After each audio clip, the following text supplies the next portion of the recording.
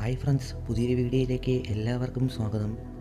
ഈ ചാനലിൽ വരുന്ന മൂവീസിൻ്റെ എക്സ്പ്ലനേഷൻ വീഡിയോസ് നിങ്ങൾക്ക് ഇഷ്ടപ്പെട്ടാൽ വീഡിയോ ലൈക്ക് ചെയ്യാനും ചാനൽ ആദ്യമായി കാണുന്നവർ സബ്സ്ക്രൈബ് ചെയ്യാനും മറക്കരുത്.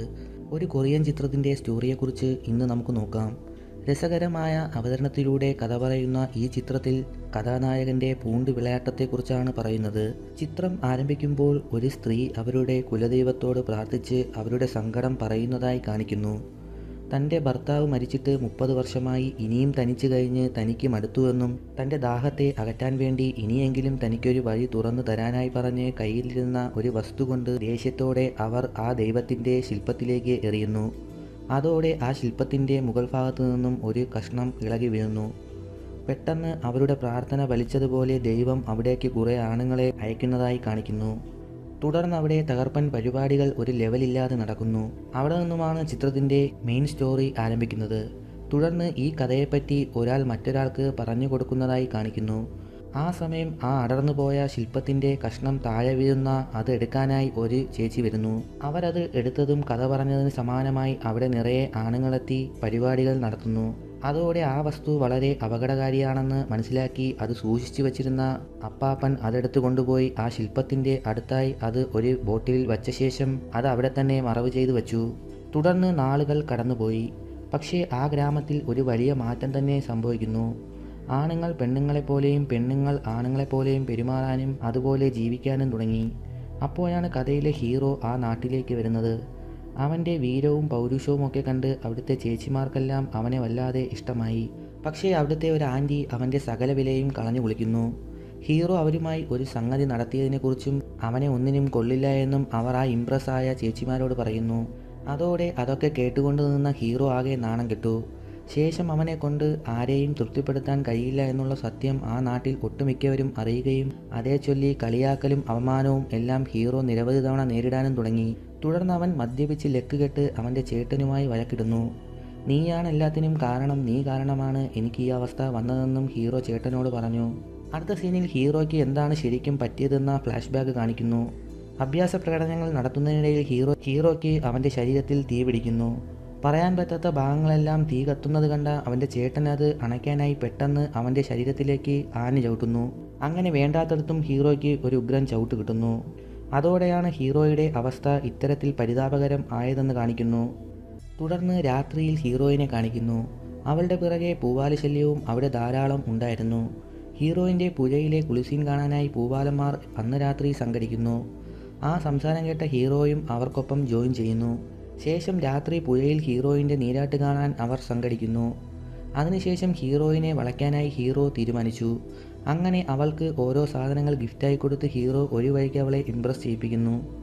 ശേഷം ഒരു ദിവസം ഹീറോയിൻ്റെ ചില വിരോധികൾ അവളെ ആക്രമിക്കാനെത്തി. എന്നാൽ ആ സമയം രക്ഷിക്കാനായി എത്തിയത് ഹീറോയുടെ ചേട്ടനായിരുന്നു. അവളെ രക്ഷിച്ച ശേഷം അയാൾ അവളെ വീട്ടിലേക്കും കൊണ്ടുപോയി ആക്കുന്നു. ശേഷം അനിയന് വേണ്ടി അവൻ ഹീറോയിനെ കല്യാണം കഴിപ്പിക്കാനായി തീരുമാനം എടുക്കുന്നു. ആ കാര്യം ഹീറോയോടും അവൻ പറഞ്ഞു. പക്ഷെ തന്നെ കൊണ്ടൊന്നിനും ഇനി കഴിയില്ല എന്നറിയാമായിരുന്ന ഹീറോ ഒന്നും മിണ്ടാതെ വീട് വിട്ട് ഇറങ്ങി പുറത്തേക്ക് പോയി. തുടർന്ന് രാത്രിയിൽ ആരോ ഒരാൾ തന്നെ രക്ഷിക്കൂ എന്ന് വിളിക്കുന്നത് കേട്ട് ഹീറോ ഓടിപ്പോയി നോക്കി. അങ്ങനെ വലയിൽ കുടുങ്ങിപ്പോയ അയാളെ ഹീറോ രക്ഷിച്ചു. അങ്ങനെ അയാളെ രക്ഷിച്ചതിൻ്റെ പകരമായി ഹീറോയ്ക്ക് ഉപകാരം ചെയ്യാനായി അയാൾ തീരുമാനിച്ചു. ഹീറോ തൻ്റെ ഏറ്റവും വലിയ പ്രശ്നത്തെക്കുറിച്ച് അയാളോട് തുറന്നു പറഞ്ഞു. അതോടെ നിൻ്റെ ഈ പ്രശ്നത്തിന് ഒരു പരിഹാരം ഉണ്ടെന്നും അതിനാൽ അയാൾ പറയുന്ന ഒരു സ്ഥലത്തേക്ക് പോകാനും അവനെ ഉപദേശിക്കുന്നു. അയാൾ ഹീറോയെ പറഞ്ഞയക്കുന്നത് ചിത്രത്തിൻ്റെ തുടക്കത്തിൽ കാണിക്കുന്ന ആ ശില്പത്തിൻ്റെ അടുത്തേക്കാണ്. അവിടേക്ക് പോയി അയാൾ അവിടെ മറവ് ചെയ്തു വെച്ച കുപ്പി കണ്ടെടുത്ത് അതിൽ നിന്നും കുറച്ച് വെള്ളം കുടിക്കാനും അയാൾ ഹീറോയോട് പറഞ്ഞു. കുറച്ച് മാത്രം കുടിച്ച് ശേഷം 15 ദിവസത്തേക്ക് ഒരു പരിപാടി നടത്താതെ കഴിയണമെന്നും അങ്ങനെ ചെയ്താൽ നിൻ്റെ എല്ലാ പ്രശ്നങ്ങളും എന്നേക്കുമായി തീരുമെന്നും അയാൾ ഹീറോയോട് പറഞ്ഞു. അങ്ങനെ ഹീറോ വേഗം അവിടേക്ക് പോയി ആ ബോട്ടിൽ കണ്ടെടുത്തു. പക്ഷേ അവനത് മുഴുവനായി കുടിക്കുന്നു. ശേഷം അവിടെ കിടന്ന് ഉറങ്ങിയ ഹീറോയ്ക്ക് ഫുൾ പവർ തന്നെ കിട്ടുന്നു. അടുത്ത ദിവസം ആ നാട്ടിൽ നിന്നും എല്ലാ ആണുങ്ങളെയും യുദ്ധത്തിനായി കൊണ്ടുപോകുന്നു. ഹീറോയുടെ ചേട്ടൻ ഉൾപ്പെടെ അവർ കൊണ്ടുപോയി. ശേഷം വീട്ടിലെത്തിയ ഹീറോ അവിടെ ഹീറോയിനെ കാണുന്നു. അവൾക്കൊപ്പം ഉണ്ടായാൽ വ്രതം തെറ്റും എന്ന് മനസ്സിലാക്കിയ ഹീറോ വീടിന് പുറത്ത് ഇറങ്ങിപ്പോയി. ശേഷം അവിടെ കാട്ടുതീ പിടിക്കുന്നു. എല്ലാവരും പേടിച്ചോടുന്നു. ആ സമയം ഹീറോ ഒന്ന് മൂത്രമൊഴിക്കാനായി പുറത്തേക്ക് പോയി. പക്ഷേ പുതിയ പവർ കിട്ടിയ ഹീറോ മൂത്രമൊഴിച്ചത് പമ്പ് സെറ്റ് വെച്ച് അടിച്ചതുപോലെയായിരുന്നു. അതോടെ ആ കാട്ടുതീ തന്നെ കെട്ടുപോകുന്നു. എന്നാൽ ഇതെല്ലാം ആ നാട്ടിൽ എല്ലാവരെയും ശ്രദ്ധയിൽപ്പെട്ടു. ഹീറോയാണിത് ചെയ്തത് എന്നോർത്ത് എല്ലാവരും അതിശയിച്ചു. അതോടെ എല്ലാവരുടെ ഉറക്കവും നഷ്ടപ്പെട്ടു. അടുത്ത ദിവസം മുതൽ ഹീറോയെ വളയ്ക്കാനായി എല്ലാവരും ശ്രമിക്കുന്നു. പക്ഷേ ആരെയും മൈൻഡ് ചെയ്യാതെ ഹീറോ മുന്നോട്ട് പോയി. അങ്ങനെ ദിവസങ്ങൾ കടന്നു പോകുന്നു.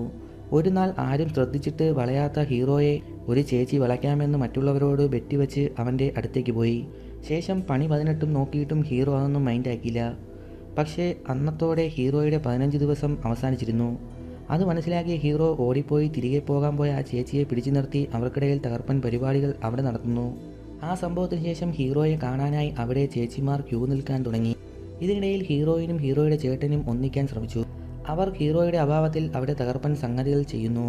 ശേഷം ആ നാട്ടിൽ പല പല പ്രശ്നങ്ങളും ഒപ്പം ഹീറോയ്ക്ക് അവിടുത്തെ ഭരണാധികാരികളിൽ നിന്നും പലതും നേരിടേണ്ടിയും വരുന്നു. തുടർന്ന് ആ നാട്ടിലെ വിപത്തുകൾക്ക് അവസാനം കാണാനായി ഒരാളെ ബലി കൊടുക്കാനായി അവർ തീരുമാനിച്ചു. അവസാനം അവർ ഹീറോയെ തന്നെ ബലിയാക്കി. ഇതിനിടയിൽ ഹീറോയിനെ ഒരു മാരാരോഗം പിടിപെടുന്നു. പക്ഷേ തൻ്റെ ചേട്ടൻ അവളെ നന്നായി പരിചരിക്കുന്നു എന്ന് കണ്ട ഹീറോ അവർ രണ്ടുപേരെയും സന്തോഷമായി ജീവിക്കാൻ പറഞ്ഞ ശേഷം ആ നാട് അവന് കൊടുത്ത ആ ശിക്ഷ അവൻ ഏറ്റെടുത്തു. ശേഷം ഒരു കരടിയുടെ ഗുഹയിലേക്ക് അവനെ അവർ ബലി കൊടുക്കാനായി തള്ളിവിട്ടു. എന്നാൽ ഹീറോ മരിക്കരുതെന്ന് ആഗ്രഹിക്കുന്നവർ അവിടെ ഓടിയെത്തുന്നു. പക്ഷേ ആ ഗുഹയിൽ നിന്നും ഹീറോ പുറത്തു വന്നില്ല. തുടർന്ന് ഒരുപാട് കാലങ്ങൾ കടന്നുപോയി. ഹീറോ അന്ന് അവിടെ നിന്ന് രക്ഷപ്പെട്ടോ അവൻ ഇപ്പോൾ എവിടെയാണ് എന്നൊക്കെയാണ് ചിത്രത്തിൽ പിന്നീട് പറയാനായി അവശേഷിപ്പിക്കുന്നത്. ഈ ചിത്രം ഇതുവരെ കണ്ടിട്ടില്ലാത്തവർ ഇപ്പോൾ തന്നെ ടെലഗ്രാം ചാനലിൽ ജോയിൻ ചെയ്യൂ.